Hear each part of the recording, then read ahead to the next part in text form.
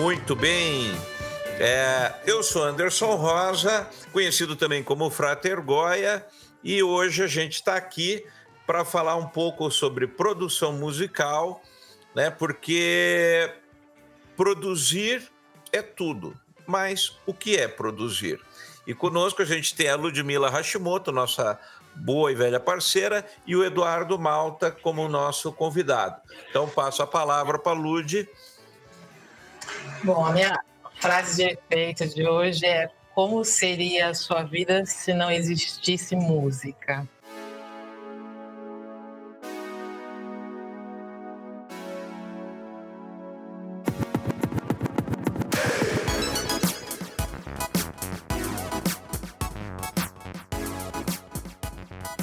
Bom, o Du trabalha com produção musical, né, há bastante tempo, é produtor, e a gente estava conversando sobre como a produção musical afeta tudo que a gente escuta, que a gente consome, né, de música, e pouca gente entende de verdade o que é esse trabalho, né, de produção musical. O que você entende, Goya? Quando fala produção musical, você pensa em quê? Então, na realidade, assim, eu particularmente, quando eu penso em produção musical, eu tenho uma história bem ampla, assim, com música de longa data, e eu já passei por vários entendimentos. Para mim, o primeiro entendimento que eu sempre tive é que o produtor é aquele cara que fica na cabininha reclamando dos artistas, né?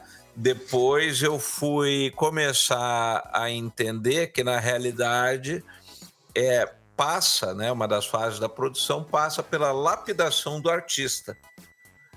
E hoje eu entendo muito mais o produtor como co-criador da obra, né? Até não sei se existe, até podemos jogar esse assunto aí, se existe um direito autoral, um royalties do produtor, porque eu vejo que grandes discos tiveram grandes produtores, então muito do sucesso de um disco, por exemplo, de banda, eu acredito que se deve a uma grande produção que hoje eu entendo que é diferente de engenharia de som, né? De você apenas masterizar, etc.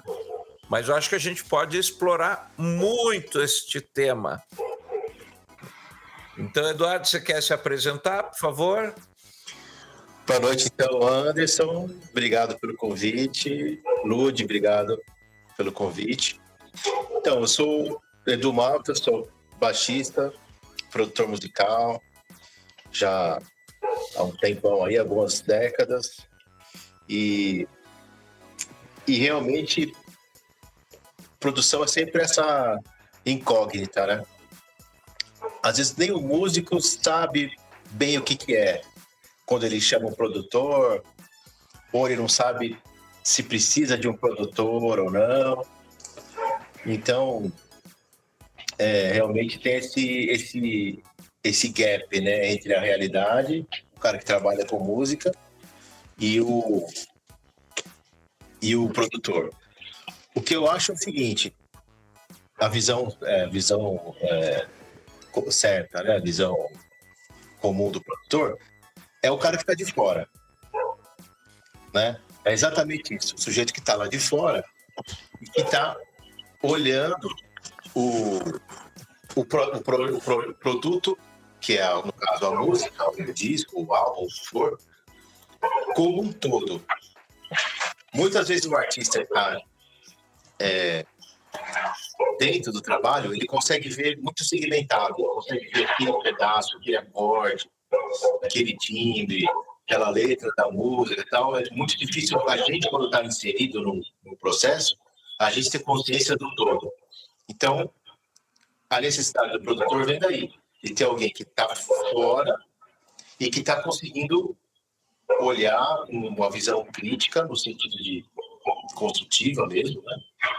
E ter essa noção do todo, né? Então, basicamente é isso. Agora, realmente, você perguntou aí se tem produtor musical, tem algum vínculo de direito autoral, não tem. Inclusive, o produtor, ele nem aparece no ECAD, quando você vai cadastrar lá como músico, não sei o que, tem arranjador, tem maestro, tem músico, acompanhante, mas produtor não tem, produtor musical, né? Então ele não é contemplado, assim, o cara ganha a grana dele ali e tal, mas isso no mundo inteiro, tá? Não é só no Brasil, né? É uma função que não tem esse reconhecimento. Eu não sei exatamente por quê, não sei se os produtores também preferem assim e tal, mas mesmo os grandes produtores, o Quincy Jones e tal, lógico que tem a assinatura do cara, isso valoriza o trabalho do cliente, né? Então, o disco do Michael Jackson, que o Quincy Jones produziu, foi o maior sucesso da história. Mas, enfim, o Quincy Jones, ele não tem direito, ele tem direito como participação como músico ali, mas não, como produtor não tem, não vai ganhar a verdade, porque lógico, depende do acordo, né? Tudo bem que você citar o Quincy Jones é uma covardia, né? Sim, a produção dele, máximo, né? Além da produção musical, a própria produção dele, pessoal, já é uma estupidez, né? Exatamente. Peguei um exemplo máximo que é assim, para saber que realmente é assim que funciona, não tem essa você falou o termo de participação autoral, né? Isso não tem. E às vezes nem é muito, nem é colocado na ficha técnica, tem várias coisas assim. Pois é, não dão crédito, né? O crédito. Não dão, porque inclusive esses tempos eu estava lendo um livro, não me lembro agora o nome, sobre produção musical, e o autor é um dos caras que mais produziu o disco do Frank Sinatra, e ele justamente comentava todo esse trabalho. Você tem que acertar a orquestra. Então, na realidade, o Frank Sinatra ele chega e diz: quero desse jeito que saia o trabalho. E muito disso é o produtor que sai cavocando. Né? E aí ele tinha todo esse trabalho. E como você falou, de dizer para a orquestra: não é isso que ele quer, ele está procurando outra coisa. De repente, vocês estão tocando num tom, mas a gente sabe que para melhorar a venda, se você trabalhar, né, determinada sonoridade, vai soar mais interessante. Exatamente. E o produtor faz essa ponte entre o artista, que é o cliente dele direto, os músicos, o engenheiro de som, o dono da gravadora, o público. Então, o cara tem que linkar tudo isso, né? O artista tem a ideia na cabeça dele. Quero fazer um disco que vai mudar o mundo. O produtor tem que pegar aquilo como um psicólogo mesmo. O primeiro passo é ser um psicólogo. Entender o que o artista está querendo dizer com aquilo e transformar isso em música, transformar em timbres, em instrumentos. Que instrumento ele está imaginando naquilo? Né? Que instrumento que vai dar a sensação que ele quer? Qual é o timbre? Qual é, como você falou, qual é o tom que vai ser esse arranjo? Que tipo de arranjo para atingir esse objetivo que o artista tem? Então, tudo isso aí. Aí o cara tem que transformar isso em nota musical, para o músico tocar, tem que transformar falar com o engenheiro de som, descobrir que microfone que vai usar para chegar nesse resultado, né? O engenheiro de som, o músico não tem nem o artista, né? Não tem essa dimensão. Quem tem essa dimensão de chegar nesse objetivo que o artista criou é justamente o produtor. Por isso que é um trabalho essencial, né? Porque é o cara que liga, né? Sai do sonho da cabeça do artista e vira um disco lá, vira um produto final, né? E é complicadíssimo isso, né? Eu uso como referência quase sempre o Sgt. Pepper's, que muita gente até hoje lembra, inclusive, o que estava fazendo quando comprou o disco. É verdade. Né? Quando saiu. E o outro é o Dark Side of the Moon, que até hoje ele é um dos top 10 de qualidade de produção, né? Sim. Fora o A Kind of Blue, né? Coisas assim, mas são grandes discos que mudaram a história da música, principalmente aí música americana, a música do mainstream, né? Que a gente tem aí. Né? E é engraçado, eu estava lendo esses dias a biografia do Miles Davis, E aí ele vai contando todas as passagens que ele faz em cima de produtores, até que ele começa a produzir ele mesmo material, as exigências, tem todo um caminhar ali, né? Mas ele vai comentando justamente assim, e é uma das partes mais interessantes do livro, justamente assim, a busca por um determinado som e o trabalho que isso deu para ele enquanto produtor, enquanto músico, quer dizer, não, mas isso aqui o tal cara não vai me entregar isso, quem vai me entregar isso é outro músico lá, eu não vou chamar esse cara aqui, porque esse cara só está atrapalhando o disco. Né? E isso, como você falou, é a visão do produtor, não é a visão da banda, que a banda está tocando, não, tá tudo 10, e o produtor tá lá, cara, isso tá uma porcaria, né? Porque no vinil vai soar. Eu costumo brincar, principalmente com o improviso, que eu digo que é como masturbação. É muito legal para quem faz e péssimo para quem está olhando. Né? E aí os músicos, quando estão lá na jam e tá gravando, tá todo mundo se achando o máximo. Só que quando você ouve aquilo, você diz, não é bem isso que nós estamos falando. Perfeito, exatamente. Né? Por isso que tem esse trabalho todo de psicólogo, você falar com o músico. E até o jeito, né? Para o cara não se ofender. Você, às vezes é o músico certo, mas ele entendeu do jeito errado o que era para tocar.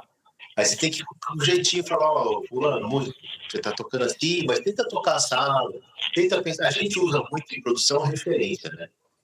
Referência mesmo é objetivo. Então, sabe, a gente fala assim pro baterista, sabe aquela levada do disco tal, da música tal, que o fulano gravou? Vamos fazer aquela levada. Então a gente chupa mesmo. Isso aí porque é referência, né? Se faz em filme, se faz em livro, faz em tudo, né? Você copia, você não copia o negócio inteiro. Você copia a referência, você copia um timbre, copia uma ideia de instrumento, né? Uma onda, né? Então a gente usa muito isso. Aí você tem que falar isso pro cara, mas de um jeito que ele entenda, de um jeito que ele não se ofenda, de um jeito que ele consiga te entregar. Porque também se você... E até para ele não copiar, né? Não copiar, óbvio. Porque você também tem que dizer pro cara, eu quero algo nessa onda, mas não é para fazer igual. Não é para fazer igual. É uma referência. Você não vai fazer igual. Eu só quero que você entenda o que eu tô falando. E tem que tomar muito cuidado com o jeito que fala. Porque o músico também tudo melindroso. Você fala errado, você acaba a faixa, acaba a gravação da faixa. Fica horrível, o cara fica clima ruim, entendeu? Então você tem que... É uma administração o tempo todo, assim, de egos, né? Para você conseguir chegar naquele objetivo, que é o que você entendeu da cabeça do artista, né? Mas, assim, é fantástico. Eu acho que é uma coisa... Você citou Beatles, né? O George Martin, né, que é o produtor. Eu digo que ele era, na realidade, não só eu, né, mas todo mundo entende ele como o quinto Beatle, e eu fiz muito gravação de vinil para CD. E aí, uma vez me passaram uma coleção de vinil que se chamava Unsurpassed Masters, né, os mestres insuperáveis. E aí eram 7 volumes dos Beatles, só com take-offs, assim. Sim. E daí você ouvia, você dizia, cara, eu não entendo como eles se tornaram os Beatles. Porque quando você ouvia aquilo, você dizia assim, qualquer banda de garagem toca melhor do que eles. Claro, é isso aí. Só que o valor daquilo para mim é justamente você ver o trabalho do George Martin. Sim. Porque ele ali tirou leite de pedra. Sim. Né? Foi um trabalho mágico, assim, os Beatles eram uma banda realmente bem chulé, assim, que assim, todo mundo, Beatles, né, todo mundo fica melindroso de falar, mas se você vê aquela própria, até aquele, você lembra o nome do documentário que saiu agora, que foi o cara do Senhor dos Anéis que fez, o Get Back. É o Get Back, né? Isso. Que ele fez.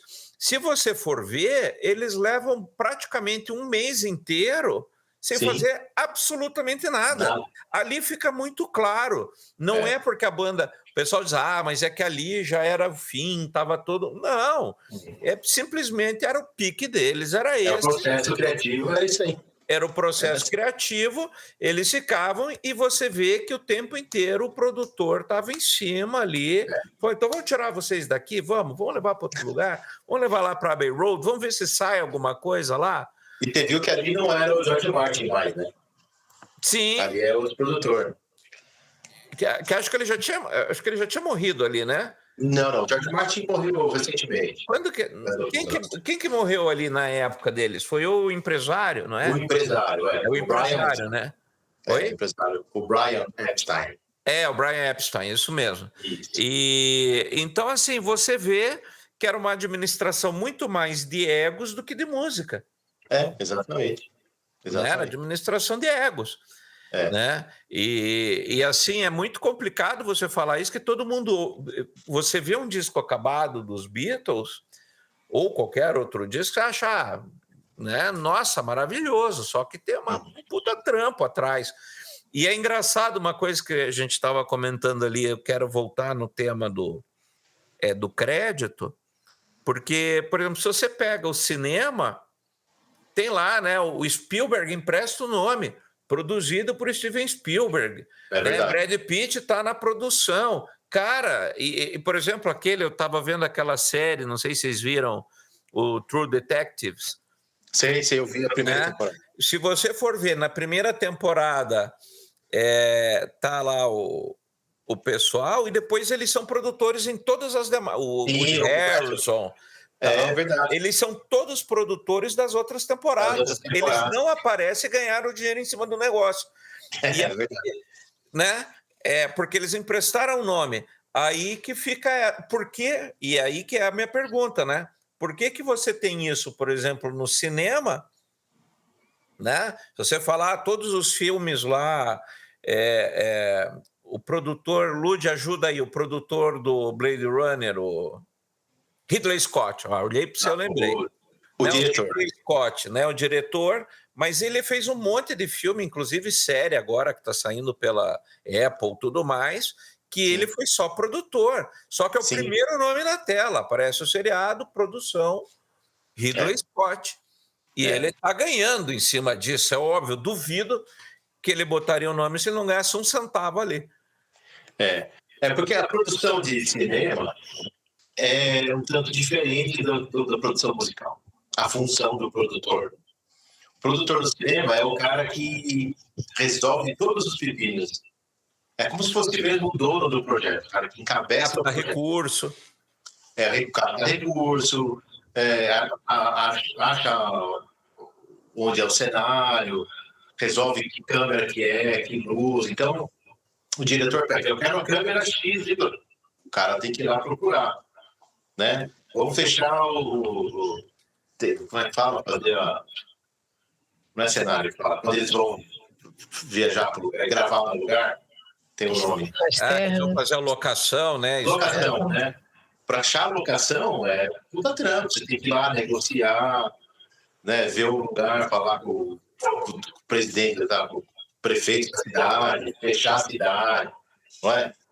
Então, esse produtor é o cara que faz isso, é o que executa, né? Então, é um pouco diferente, não tem muito esse viés artístico que o produtor musical tem. Né? É mais executivo. Mas então, na música, existe também o produtor executivo, que geralmente é o papel das gravadoras, né? Uhum. Então, esse produtor executivo na música é mais ou menos o produtor do cinema. Né? Por isso que sim, aí o produtor executivo é o cara que fez, o cara que botou a grana, o cara que permitiu que aquilo fosse realizado, né? Por isso que esse nome está valorizado. Ou está lá no crédito, ou ele está ganhando, o cara está pondo dinheiro, o produtor executivo é o cara que põe o dinheiro, ou capta o dinheiro, né? Então, o produtor musical é aquele que eu te falei, ele fica meio coringa ali, né? Porque ele tem que ser meio músico, tem que ser meio psicólogo, tem que ser meio técnico de som. Se ele não for técnico de som um pouco, não dá, cara, porque ele não consegue tirar o som que ele precisa, né? Tem que saber um pouco de mixagem, porque o cara vai acompanhar todo o processo, até a masterização, né? Desde a criação do cara ali, na cabeça dele, com o violãozinho, ou cantando na cabeça, até a master. Né? Então, é um trabalho que tem um viés artístico, né? Então, eu acho que a diferença na verdade, o produtor musical é mais ou menos como se fosse o diretor do cinema, né? É mais ou menos um diretor, que é o cara que também está vendo de fora, é o cara que tem a concepção e amalgama tudo. A diferença é que o produtor não é um artista em si, né? Ele pega a ideia do artista e transforma em realidade, né? Então, ele é a fada madrinha do artista. Exatamente. Esse é um ótimo termo. O cara que liga de novo, pô, eu não gostei daquele baixo que o fulano gravou, e agora? É exatamente isso. Mas aí deixa eu te perguntar. Hoje você, por exemplo, no seu caso, você ganha por empreitada, por disco, ou o cara te diz, te pago tanto lá e você me produz o tempo que levar? Não, é empreitada. Quase sempre é empreitada.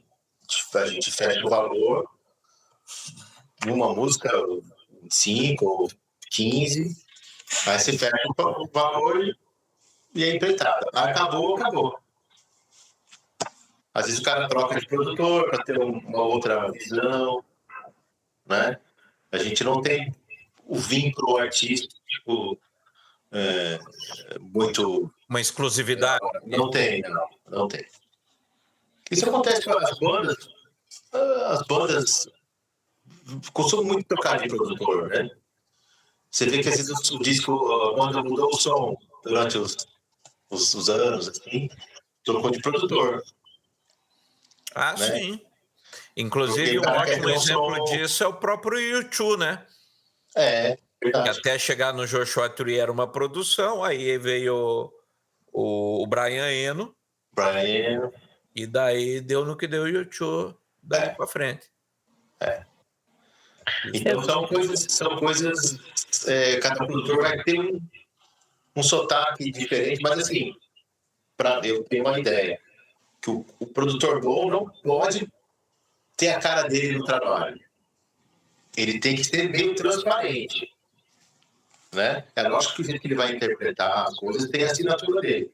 Mas não pode ter, o disco não pode ter a cara de produtor. Isso acontece muito com alguns trabalhos, que o disco fica com a cara do produtor. Aí o cara produz 5 artistas diferentes, parece que é o mesmo artista. Tipo Sullivan e Massadas nos anos 80? Eu não sei se eles eram produtores, assim, mas são compositores, no caso, né? Mas eles produziam pela Som Livre. Tudo que saía da Som Livre se passava na mão deles. Então, se eles são produtores, é exatamente isso. E acontece, aí o cara não consegue ser transparente, né? Se não aparecer. Mas esses caras, como você falou, o George Martin, realmente, ele era importante, ele realmente fez os novos Beatles, mas você ouve os Beatles ali, né? Isso. Ele pegava, extraía o melhor dos caras. Ele lapidou, né? Ele lapidou. Isso. Mas não tem a cara dele, né? Então isso é muito legal. E também tem bandas que, às vezes, tem produtores diferentes. Você ouve o disco com um produtor desses que tem... impõe o som dele, é uma coisa. A hora que você ouve com outros produtores, começa a ouvir o som da banda real. É diferente. Né? Isso é muito comum. Você falou dos tours avançados, mas nos anos 80, aquela fase de MPB, aqueles discos da Gal Costa, né? Todos os discos com o mesmo som, né? Aquele tipo de metaleira, aquele tipo de caixa cheio de reverb e tal. Também era sempre os mesmos produtores, os caras pegavam tudo e ficavam tudo com o mesmo som, né? Ficava um pacotão, né? Ficava na pastelaria, né? E aí o artista não tem qual que é o som desse artista aqui. Você não sabe, porque é a cara do produtor, né? Verdade. Ô, Lud, você ia falar alguma coisa quando eu estava comentando do Brian Eno e do U2? Você ia emendar uma conversa? Brian Eno. Eu ia perguntar ainda nessa linha, né, se vocês acham que o produtor deveria receber direitos autorais, e vocês deram exemplos extremos, né, de produtores que, né, influenciaram muito a imagem, a carreira toda de uma banda. Queria saber o quão geral é isso, quão comum é isso.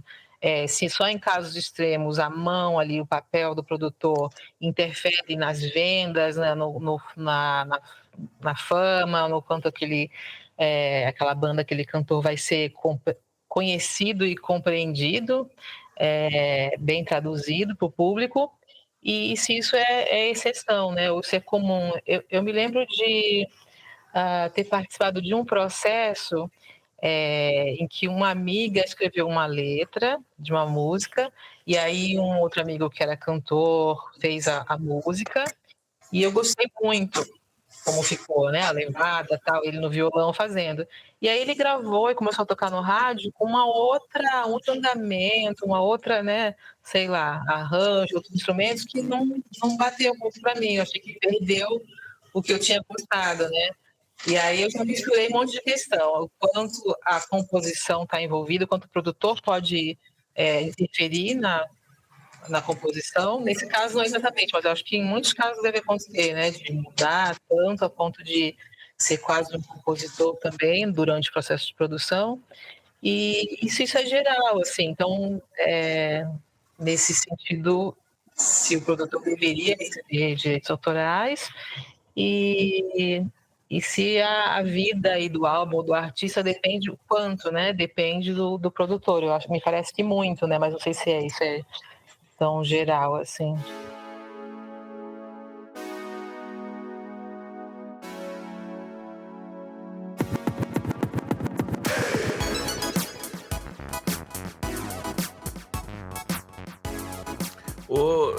Eduardo, posso começar a resposta? Por favor. Você dá a resposta oficial. Por favor. A oficiosa, você faz o oficial. Vai. Mas sabe, Lud, eu como ouvinte assim, de música e estudioso dessa área, eu digo assim, por exemplo, se você pegar o U2, que eu sempre fui fã eu conheço desde o primeiro disco, quando vendia em galeria punk lá em Curitiba, eu já ouvia U2. Mas eu acho assim, por exemplo, pegando o caso deles, o Brian Eno transformou aquilo num diamante assim, e falou, cara, ele transformou eles musicalmente. Tanto é que o U2 depois nunca mais voltou para a pegadinha que eles tinham, só ali do rockinho básico, um punk rock, uma coisa assim. Outro exemplo que também é extremo é o próprio Pink Floyd, quando passa pela mão do Alan Parsons no Dark Side of the Moon, se bem que ele já fez a produção do Atom Heart Mother, já era dele, né? Apesar, o Ron Gezzin fez a parte da orquestração, mas o disco já era Alan Parsons, né? E Alan Parsons, com o Dark Side of the Moon, mexeu não só com o Pink Floyd, que daí ele não voltou, não recuou mais dali de onde eles estavam. Aí você já vê Wish You Were Here, Animals, com outros produtores, o The Wall, com outros, ele nunca mais voltou, né? Só que ele mudou, inclusive, a história do pop. Você pega Alan Parsons com o Dark Side of the Moon, ele foi tão importante para o disco que eu acho que o disco, talvez, fora as composições que são maravilhosas, mas a mão dele ali, eu acho que é meio a meio com a banda a responsabilidade do Dark Side ser o disco que é até hoje. Ele ainda é uma referência até hoje, não tem como a gente negar, né? O próprio Quincy Jones também, por exemplo, eu acho que ele pegou o Michael Jackson em formação, já era um artista excepcional e falou, menino, vem cá que eu vou te ajudar. E fez o Michael Jackson, depois o menino criou a asa e virou o que virou, né? Então, assim, para mim, como ouvinte, eu acho que o produtor, ele é o padrinho da banda. Eu acho que na melhor, assim, na hipótese mais chulé, um bom produtor é um bom padrinho. E aí você tem mau padrinho e você tem um padrinho bom. Você tem aquele padrinho que faz de tudo pelo afilhado e aquele que cumpre tabela, né? Eu acho que tem isso. Eu acho que é mais nesse contexto. Até mais do que coautoria. Mas você percebe essa capacidade que ele tem de, como o Eduardo falou no começo, de enxergar o que a própria banda não vê. E isso, ele ergue ou ele afunda a banda. E aí deixa a resposta oficial para o Eduardo. Não, tá perfeito. É isso mesmo. Com relação ao que a Ludi falou sobre algum conexo, né, do direito, eu não sei, isso é uma questão, porque o direito autoral, ele é vinculado a quem compôs a música, né, os compositores, obviamente, ou o intérprete, que é o cara que canta ali, o instrumental, o cara que sola a melodia da música, o tema da música, e os músicos. Se o produtor não tocou, literalmente ali, então ele não tem esse espaço do produtor. Se isso está certo ou está errado, não sei, né? Não sei dizer. E agora, não sei nem se teria como mudar isso hoje em dia, né? Porque já é uma coisa que está muito solidificada, né? Então, não sei se é o caso, não sei se tem esse interesse. Realmente é uma coisa interessante, porque ninguém fala mesmo sobre isso, né? As pessoas não reclamam, né? Não sei se é uma questão, né? Agora, sobre o outro ponto, o quanto influencia, eu concordo totalmente com você, Anderson. Influencia completamente, né? Tanto para o bom quanto para o mal também, né? Isso pode afetar bastante. Mas assim, o artista começando, acho que a maior preocupação que ele deve ter na hora de escolher um produtor, o cuidado, ele pode ter dois caminhos. Ele pode seguir isso que a Ludi falou. Eu vou pegar um cara que vai reforçar, o nome dele vai empurrar meu trabalho. Existe muito isso. Porque aí no meio, no mercado, o que acontece? Fulano que assinou aqui o arranjo. Ciclano é o produtor. O outro, né? Então, isso realmente como que fala, embasa o artista no mercado novo. Mas, por outro lado, tem alguns produtores que vão ficando muito famosos assim, pelo trabalho que começa a fazer sucesso, que cai naquele negócio que a gente falou lá dos anos 80. E isso acontece muito com o artista iniciante. Vou pegar o fulano aqui porque ele vai empurrar meu disco. Só que o cara pegou 20 discos para fazer. Porque ele tá famoso. E aí o artista acha que basta ter o nome dele, o nome do produtor famoso, que isso vai ser suficiente. E daí relaxa. E relaxa ou não sabe. Na verdade, o artista não sabe, porque ele, como a gente falou, o artista precisa do produtor para enxergar de fora. Então ele fica totalmente refém, né? Ele não tem noção, ele só vai ter noção 5 anos depois que ele vê aquele disco e fala, puta, que vergonha desse disco, não tem nada a ver comigo. Porque foi feito um negócio sem o cuidado, sem o esmero de estar lá, entender o artista, não sei o que, foi feito no sistema pastelaria. Isso é muito comum de acontecer. Porque o desejo do artista iniciante é ter um nome que vai empurrar ele. Né? Então, a recomendação que eu acho que o artista iniciante deve ter é procurar um produtor que ouça o artista. Ouça mais e fale menos. Né? Eu acho que esse é o primeiro ponto. O produtor quer falar muito mais do que o artista porque ele vai ser um disco de produtor, com certeza. Né? E isso não é garantia de sucesso. Eu falo isso porque eu vi acontecer muitas vezes em estilos de música mainstream, então isso é demais. Isso acontece com música comercial, né? Sertanejo, pagode, música mais comercial, isso aí é batata. Porque tem milhões de aspirantes, e aí começa a ter o produtor famoso, e eles começam a entrar aí fica fazendo um monte de disco igual, tudo igual, tudo igual, tudo igual, e o cara que está aspirante, ele acha que basta fazer o disco com fulano que vai estourar. Isso não é garantia de nada, né? Então, realmente, o peso como a Lud perguntou, o peso do produtor é importantíssimo, mas isso não deve ser considerado o único recurso, né? Você precisa pensar também no que você quer, que tipo de sonoridade que você quer, e achar um produtor que ouça. Isso eu acho importante, que ouça o artista e que consiga fazer um disco do artista, né? Porque o artista tem um discurso. Isso é muito difícil das pessoas entenderem. Todo artista, o compositor, ou que seja um intérprete, ele tem um discurso. E esse discurso precisa estar na frente de tudo. O produtor não pode julgar esse discurso. Não, isso aí tá ruim. Ele pode consertar, lapidar. Pega, lapida, melhora, vamos melhorar aqui. Pode interferir, sim, na composição, Lud. Isso é comum acontecer. Trocar letra, trocar uma melodiazinha, alguma coisa. Isso é comum acontecer. Forma, principalmente, tipo, o refrão tá aqui, vamos fazer o refrão lá na frente, vamos copiar, faz mais uma parte B aqui, faz mais um refrão ali. Isso é muito comum de acontecer. Então, você mexe um pouquinho na composição, tal, isso é normal.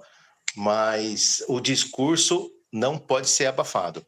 O discurso do artista, né? Porque todo artista, um intérprete, compositor tem que ter um discurso. É isso que faz ele ser artista, né? O produtor não pode cobrir isso, não pode ultrapassar, né? Falar muito mais alto do que o discurso do seu cliente, do seu artista. Acho que é isso aí. Eu estava pensando aqui, bom, te ouvindo, me parece cada vez mais importante mesmo, né, o papel do produtor, porque mesmo que, né, para o bem ou para o mal, né, tem essa influência. E se você está falando de arte, você tem que ter alguma coisa nova ali, nem que seja um detalhe ou um ângulo, alguma coisa que essa pessoa está trazendo algo de novo, uma atmosfera, né? Então, essa coisa da escuta é identificar o que tem de novo.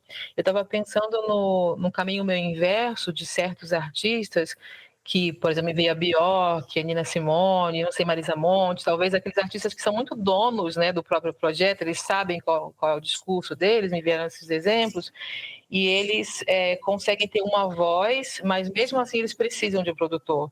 Mesmo ela, para a Bjork, né, ela faz arranjo, compõe, convida quem ela quer que participa, todos os músicos, quem vai tocar cada coisa, mas ela sempre tem um produtor de confiança que vai ter esse olhar de fora, que vai extrair o que ela ali no meio não consegue extrair, né? Então, esse exemplo meio contrário desse que a gente falou de pasteurizar, que eu não sei o que eu estou fazendo, eu sei cantar, eu sei um pedacinho, eu sei tocar, mas vou confiar em alguém, na fada madrinha aí que segura na minha mão, pega a minha mão e me leve, né? E mais mesmo o artista que tem muito domínio, né, sobre a arte dele, o produto dele, precisa também, né? Acho que o Pato Fu também é uma banda que eu acompanho, que eles têm um estúdio em casa, né? Então eles compõem, eles produzem no sentido, eu acho, devem levar aquele material gravado, né, para um outro produtor que vai ter todo esse papel de burilar, de mudar, de sugerir coisas, né? Porque se fosse mesmo eles tendo também todo esse domínio dessa primeira produção, acho que ainda falta, né? Fica uma coisa crua, não sei que diferença que faz essa tradução do produtor, né? Que eles usam também. Sabe, Lud, eu acho que um pouco, também, não sei se estou atravessando aqui o Edu, mas uma coisa que eu percebo é que, por exemplo, artistas maduros confiam em produtores, né? Mesmo Nina Simone, a Bjork e tal. Por quê? Porque justamente, por exemplo, quem é muito dono, ele sabe, cara, eu vou fazer merda se eu não tiver alguém que segure. E até acho que um ótimo exemplo disso, não sei se vocês viram aquele documentário da Elis Regina e do Tom Jobim, daquele disco que eles gravaram. Fabuloso o documentário. Maravilhoso. Porque mostra que justamente assim, a ideia daquele disco dela com o Tom Jobim era para ser um disco do Tom Jobim com participação da Elis Regina. Ela entrou no projeto entendendo que o disco era dela com a participação do Tom Jobim. E aí, quando eles Chegaram lá ela e o César Camargo Mariano, mas o troço saiu faísca a ponta, assim, do próprio Tom Jobim dizer, eu não gravo mais com essa guria, tira essa louca daqui, entendeu? E aí você vê que chegou num ponto em que os dois pararam, que para mim é o momento mágico de toda a história, e falaram, cara, tem uma coisa aqui e a gente está se perdendo. Né? Tem uma coisa maior aqui que é a música e nós estamos destruindo. E daí cada um recua um pouquinho, né? Sai o disco e eles acabam se tornando grandes amigos e admiradores do trabalho de cada um. E o principal empecilho da obra é porque a Elis achava que o Tom era demais para ela e ele achava que a Elis era demais para ele, que jamais ia aceitar ele. Então, os dois já foram de pé atrás, um com prevenção, um com o outro, e a coisa só se perdeu enquanto eles tiveram essa postura, né? E acho que muita gente, assim, se você vê grandes músicos, e até eu vou, assim, não que eu seja um grande músico, né? Nem músico, eu sou teimoso na música, mas assim, eu vou te dizer do meu material, né? Cabala, tarô, astrologia. Teve uma empresa que me contratou para eu gravar vários vídeos que eles queriam vender o vídeo. Então, assim, ó, eu te pago para você produzir aquele conteúdo lá de cabala. E aí eles arrumaram um cara que fez toda a gravação, só que o cara não me dirigia. E daí eu fiz isso já faz muitos anos, isso aí foi acho que 97, 98. E daí eu gravei, e quando eu assisti, eu falei tanto para o cara que gravou como para o que contratou, porque eu perguntava para ele, tá bom? Ele dizia, não, tá, continua, segue. Eu falei, mas tá bom mesmo? Não, tá. E eu queria um cara que dissesse, olhe, cuide para não falar né, tá, olhe mais para a câmera, você está se perdendo no texto que você está falando, você está divagando. Isso quem tem que fazer é alguém de fora. Perfeito.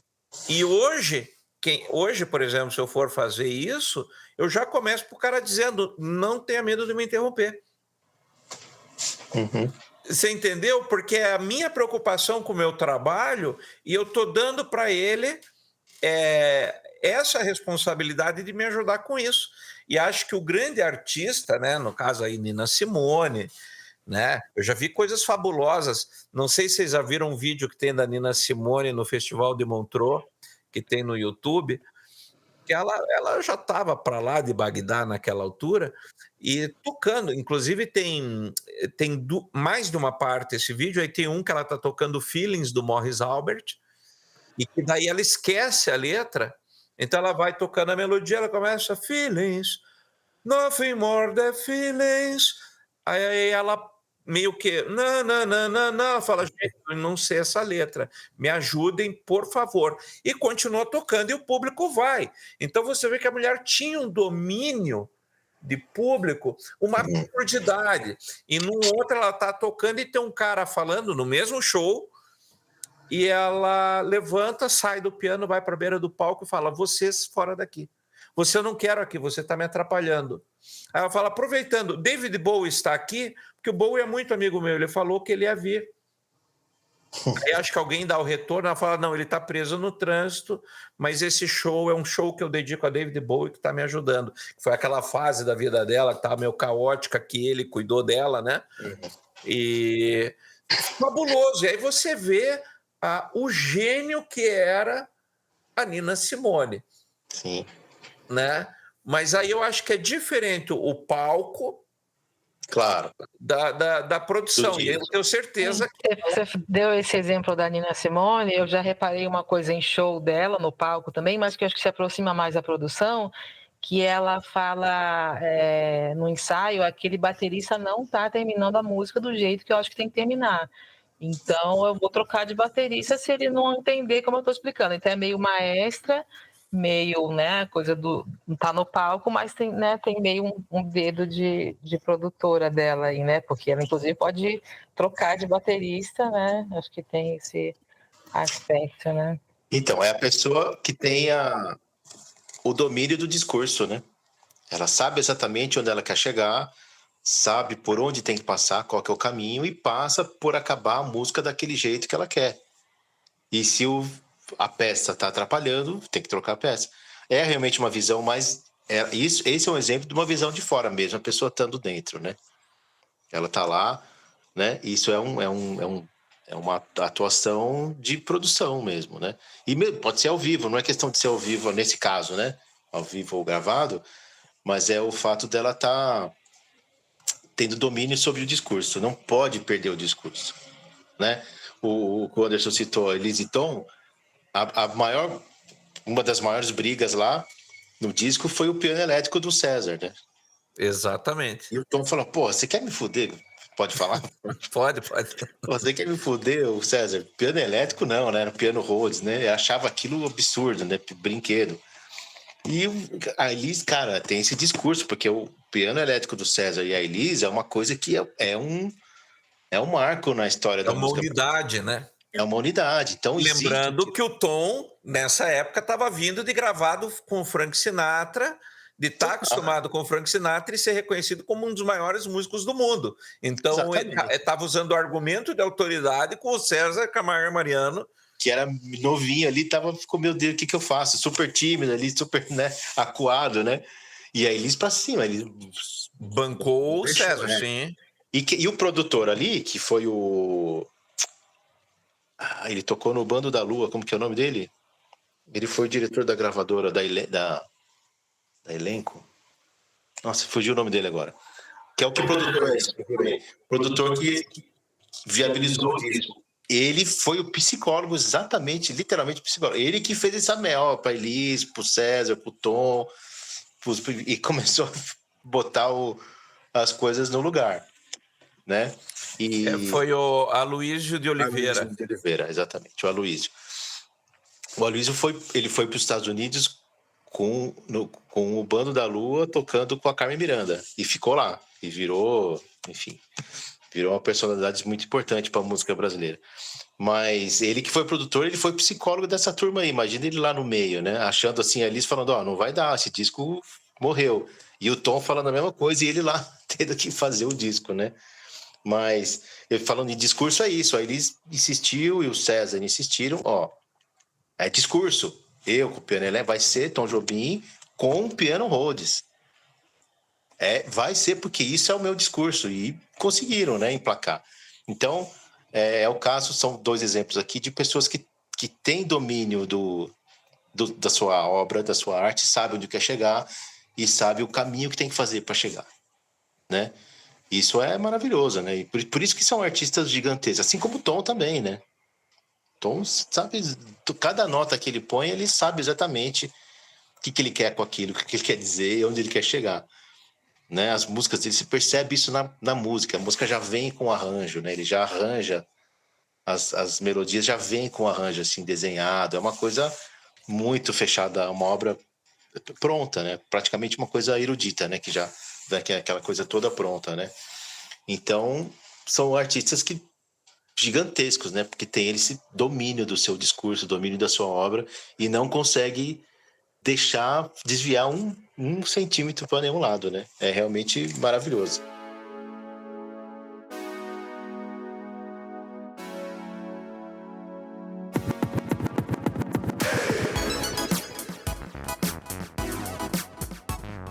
Já para a gente ir concluindo, né? Eu queria que o Du contasse da história do Grammy, que você foi... Parece que teve uma indicação do Grammy Latino. Curiosidade, né? Como é que foi? Curiosidade. Isso foi uma coisa muito inusitada, assim, essas coisas que acontecem na vida. A gente estava produzindo, era esse caso. Primeiro era o disco da cantora, e a cantora, uma moça mineira, que estava aqui em São Paulo, e quero fazer um disco, mas tem que ser um disco legal, tem que ter sentido esse disco, tem que ser um negócio que não vai ser só mais um, tal. E aí a gente ficou um tempão tentando descobrir que disco que é esse, o que é, vai ser de música autoral. A gente começou a fazer um trabalho, recolher música autoral de amigos, assim, né, o círculo que ela frequentava, as pessoas que eu conhecia, a gente recolhendo música, tá? Aí a gente começou a fazer, tipo, já levantando arranjo, já fazendo guia e tal. E aí, de repente, a gente começou a pensar, pô, mas não, isso não vai ser, porque é um disco de estreia, de uma cantora de estreia, com músicas todas inéditas. Eu acho que a gente precisa de um disco com um apelo um pouco mais... mais apelativo, vamos dizer assim, né? Uma coisa, né? Apelar um pouco pro mais óbvio. E aí, não sei se... Acho que fui eu mesmo, acabei tendo a ideia, a gente conversando, chegamos nessa ideia de fazer a cantora mineira cantando composições de sambistas mineiros. Que não é muito uma tradição, assim, não é muito comum você pensar em compositor mineiro, pensar em sambista, né? Então o nome do disco virou Tem Mineira no Samba, que é, né, no caso dela ser cantora mineira, e todos os compositores são mineiros, né? Enfim, a gente criamos uma estética lá, tal, a gente fez um disco inteiro sem overdub, não sei se você sabe o que é overdub. Sim, mas se quiser explicar, pode explicar para o ouvinte. Eu tranquilo. O overdub é quando a gente pode gravar vários canais, né, no estúdio, né? Então eu posso tocar violão, eu toco um violão, depois eu toco um outro violão por cima, depois eu toco um cavaquinho, depois eu toco... O mesmo músico pode tocar vários instrumentos, né? Então eu não preciso ter todos os instrumentistas no estúdio. Eu consigo, eu ir mesmo fazendo, ou os músicos, o cara toca bateria, depois toca pandeiro, depois, né? Então isso chama overdub. Você vai colocando os instrumentos um por um. As camadas, né? As camadas, cada instrumento, né? Você vai pondo um por um. Diferente de tocar ao vivo. Como era feito até os anos 20, 30, você tinha, o instrumento que estava no disco é o que estava no estúdio. Então chamava a orquestra inteira, a orquestra ali, o arranjo, saía tocando e gravava tudo junto ali. Errou tinha que gravar de novo, né? Enfim. Então o overdub é quando você vai gravando as camadas, né? Os instrumentos um por cima do outro. E a gente quis fazer um disco sem overdub. Ou seja, o instrumento que está na banda é o instrumento que está no disco. Então era violão, baixo, uma percussão e bateria e um solista, um sopro. Então já teve um conceito diferente, porque a percussão geralmente de samba, não sei se vocês prestam atenção em coisa de samba tradicional, tem muita percussão, né? Surdo, pandeiro, reco, que é uma camada de overdub que não acaba mais. O percussionista leva a casa dele para gravar o disco. E aí a gente falou, não, vai ser um instrumento só. Então nessa música vai ser só pandeiro, na outra vai ser só o tamborim, na outra vai ser só um chocalho, enfim, como se o cara estivesse tocando ao vivo. Então essa foi a concepção do disco. Ele é bem como se tivesse a banda tocando mesmo ao vivo, né? A gente gravou ao vivo, né? E não colocamos nenhum overdub. Então já tem uma coisa diferente. Quando o violão sola, não tem uma base tocando, é só o baixo. Geralmente a gente põe uma harmonia tocando, um outro violão e o violão solando, né? Nesse disco não. Então se tá o violão solando, tá o baixo só fazendo a base, né? Então tem essa coisa que ficou realmente com uma concepção diferente. E aí fizemos o disco e foi legal, a gente fez shows e não sei o quê, o pessoal gostou muito. De repente eu recebo a parabenização de um amigo aqui. Parabéns, você foi parar indicado no Grammy Latino. Melhor disco de samba de 2016. Aí eu falei, mas nossa, cara, porque ninguém conhecia, era, né, como eu falei, um disco de estreia. Eu também não sou conhecido assim no meio do samba, né? Eu sou um músico que transita por vários estilos, né? Eu gosto de tudo, mas não sou um cara conhecido no meio do samba. Então era muito difícil ter alguma costa quente, alguma indicação, né? Tipo, e aí o mais interessante eram as concorrências que estavam né? Tava o Martinho da Vila, tava o Rio do Hora, com um disco de produtor dele, tava o Eduardo Godin e o que toca banjo do Rio lá. Enfim, mas assim, só os macacos velhos, né? Só os caras monstros, né?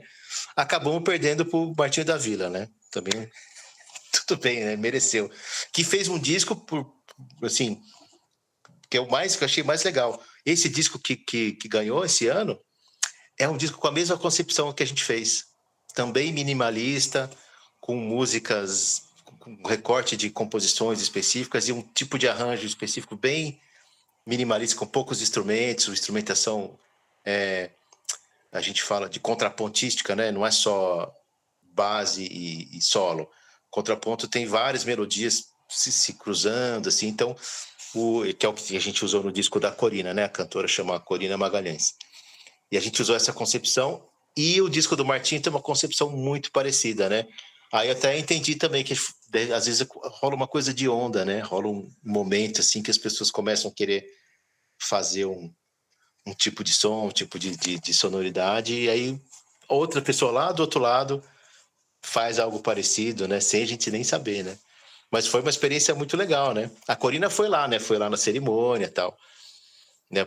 Não tem... Aí eu até mandei e-mail para os caras lá do Grammy, eles responderam, para produtor musical nessa categoria não tem convite, não tem nada. Eu teria que comprar o convite para ir, né? Se eu quisesse, além da passagem, enfim, né? Mas ela recebeu o convite, né? O cantor, o intérprete recebeu o convite. Mas o produtor não tinha nenhuma boiada. Mas foi maravilhoso, né? Foi muito legal, assim, tipo, esse reconhecimento, né? E com certeza esse é um exemplo que foi mesmo pelo mérito, pelo trabalho, né? Porque a gente não tinha conhecido, a gente não é do meio do samba, assim, dessa turma, né? Dessa categoria. Foi uma experiência incrível, né? Foi maravilhoso. Muito legal. Então temos essa indicação, o Grêmio, aí lá em 2016. E deixa eu fazer uma pergunta, já que você tocou nisso aí, né? Qual que é a tua grande especialidade? O que você considera o teu carro-chefe na produção? Então, a minha especialidade é a versatilidade. Eu realmente gosto disso e é uma pessoa que sou uma pessoa que um elogio que eu recebo é exatamente esse. Quando eu vou fazer um disco de rock, as pessoas falam: nossa, parece que você é roqueiro. Vou fazer um disco de samba, nossa, parece que você entende. Eu consigo fazer essa imersão ali, né? Às vezes até estilos que eu não conheço muito.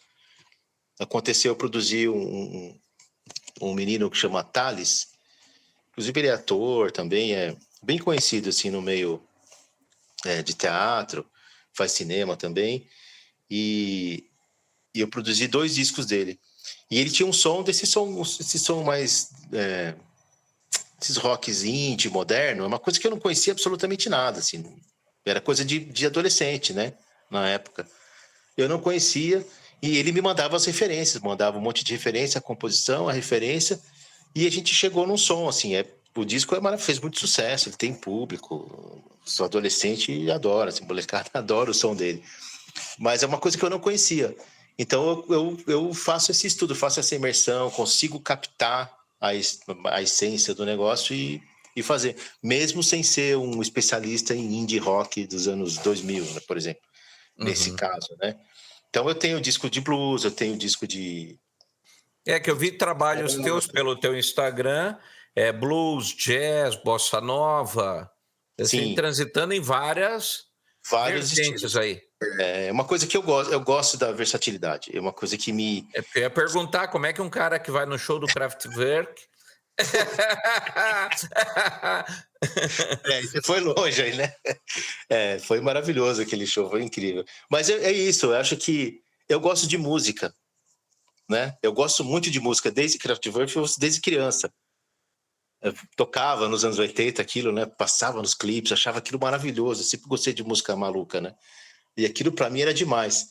Então, e não importa, depois eu virei músico e fui estudar jazz e não sei o quê, música brasileira e coisa, né? Top, assim. Mas o amor pela música, ela transcende o instrumento, transcende a coisa da música. Né? Prevalece, né? E acho que esse é esse que faz o meu lado de produtor falar mais alto, né? E por isso que eu consigo entender as outras propostas artísticas e fazer essa imersão e responder, acho que mais ou menos à altura. Obviamente que um cara que tinha o Brian Eno, que tá a vida inteira fazendo aquilo, tem essa onda dele que ninguém chega perto, né? O Quincy Jones, beleza. Mas a gente eu consigo... O lance é respeitar, né? Você respeitar aquele estilo, entender, ouvir e procurar saber o que move aquela sonoridade, o que leva aquelas pessoas a fazer aquilo, entender mesmo a cabeça deles.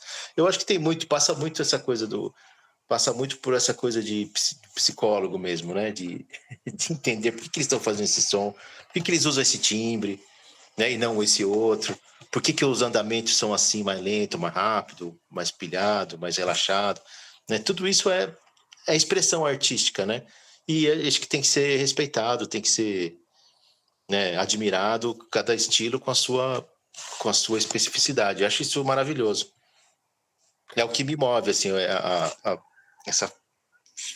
esse desafio de poder acesso a várias coisas diferentes.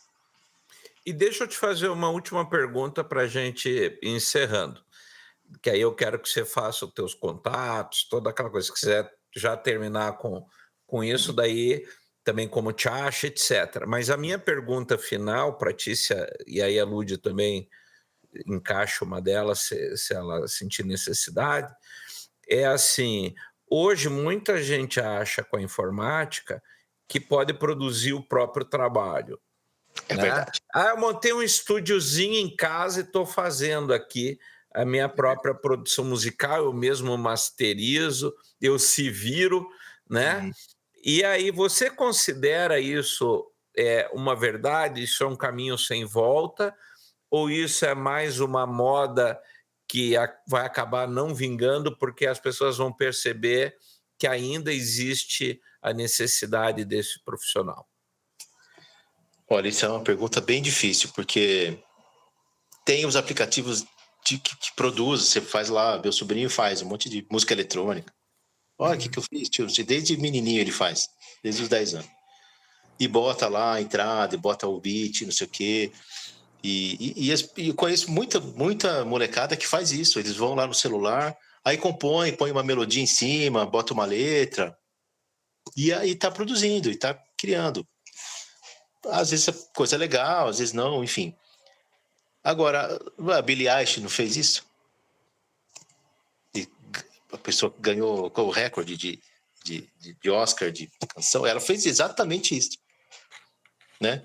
O Jacob, não é exatamente isso? O Jacob Collier. O Jacob Collier, né? Ele faz isso, né?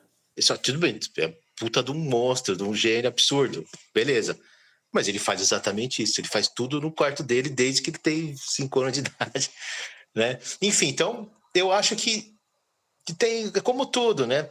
Tem gente que vai pela facilidade. Eu também virei arranjador, faço arranjo, às vezes até de banda grande, de big band, porque eu tenho com facilidade do MIDI, do computador, né? Eu não faria no papel, né? Não faria isso como era antigamente. Você escreve lá a grade e tal, eu não tenho capacidade. Até sei fazer, mas assim, não tem essa facilidade. Vou lá no MIDI, no computador, ponho osso, arrumo a nota, beleza. Consigo fazer usando mais o ouvido, né? Então, eu também sou fruto dessa facilidade que a internet, que o computador, a partir dos anos 90, ofereceu pra gente. Mas a tecnologia, sim, às vezes a gente perde umas coisas, ganha outras, né? Então, eu acho que sim, a democratização desses meios de produção musical realmente trouxe um monte de porcaria, tem muito lixo e tal, mas também nos anos 80, que era muito difícil gravar, também tem um monte de lixo, né? Tem um monte de música ruim, né? Um monte de filme ruim, um monte de novela ruim, enfim. Eu não acho que esse é essencialmente um problema, né? Tem gente que vai conseguir fazer um trabalho maravilhoso, como a Billie É que você não pode culpar a ferramenta pelo uso da ferramenta, né? Exatamente. Agora, realmente facilita. Realmente, hoje em dia, são poucas pessoas que fazem um arranjo na caneta, no papel ali, que tenha todos os sons na cabeça para saber ler a partitura e a grade e saber o som que está acontecendo lá. Isso, até 200 anos atrás, era qualquer compositor tinha que saber isso, né? Até 150 anos atrás, o cara ia estudar música, ele tinha que fazer isso, ler a grade e saber. Hoje em dia, você não precisa, né? Porque você joga a grade lá no, no computador e ele toca para você. Então, a tecnologia vai deixando a gente mais burro, né? Mais preguiçoso. Mais preguiçoso é a palavra. Para dirigir, né? Para fazer exercício, para pensar, o computador, calculadora. Falou-se isso da calculadora lá atrás, né? Ah, mas aí ninguém vai fazer conta. Acho que é mais ou menos a mesma coisa. A gente vai ficando mais preguiçoso por causa das ferramentas, mas eu acho que não tem muito o que fazer, né? Vai ter uma invasão de música estranha, de música ruim, de qualidade duvidosa, mas vai ter gente que vai ter muito mais oportunidade de entrar no mercado que não teria, né, há 30 anos atrás. Entrar na gravadora e passar, não sei o quê, e passar pelo dono da Som Livre, dono da Sony, né? Hoje o cara consegue fazer e botar na internet e estourar, né? Teve esse outro rapaz, esse compositor, né? Como ele chama? O menino brasileiro, que fez o disco, esqueceu, foi viajar, e quando ele voltou, o disco era um sucesso. Como é o nome dele? Bom, enfim, isso está acontecendo demais, né? Às vezes o cara grava lá e fica na internet, alguém descobre, viraliza. Ele nem fica sabendo, né? Ele ficou sabendo depois. Ruby, não é isso? Brasileiro? É. Não, depois eu vou procurar saber, interessante. Esqueci o nome dele, mas enfim. É esse caso. Ele gravou e ficou lá, pendurado no Spotify lá. Gravou bem tosco na casa dele. Hoje o cara é um puta artista. Descobriram e começaram a bombar a música dele. Enfim, eu não tenho muita crítica, assim, a gente observa, né? E aproveita disso também, né? Também, eu também posso fazer isso, né? Tentar e botar a minha música lá né? E emplacar. Emplacar ou não, né? Né? Como milhões aí que fazem. E como é que a gente acha você? Muito bem. O meu Instagram é _Malta, mas ali o Instagram é mais... Eu não sou muito bom de fazer coisa de Instagram, né? Coisas mais esporádicas. Eu tenho a página no Facebook, que é Edu Malta mesmo, que ali tem mais informações profissionais, tem os discos que eu produzi e tal. E eu também tenho um estúdio de gravação para a gente fazer as nossas produções e tal. Eu com meu sócio Thiago Mineiro, o estúdio chama Jaguareté. Então o Instagram é Estúdio Jaguareté, @Estúdio Jaguareté. E lá a gente faz nossas produções, né? Nossas mixagens e tal. E fora isso tem as bandas que eu toco, né? O Super Bossa, que é uma banda especializada em MPB chique, MPB assim, top mesmo, assim, coisa fina. MPB, bossa nova, MPB das legais, assim, né? Só as boas.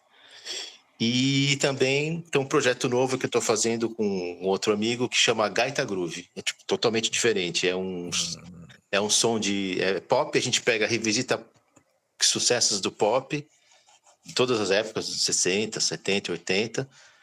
Mas assim, sabe aqueles pops que a galera respeita? Tem tipo Elton John, Michael Jackson, Peter Gabriel, né? Nesse nível, coisa tipo pop da pesada. E a gente cria arranjos diferentes, mais jazzísticos, assim, mas com onda sem sair do pop, mas assim, com improviso. E tem a gaita, né? A gaita que dá um charme diferente. Uma gaita que tô aqui na página de vocês, aqui já tô vendo aqui.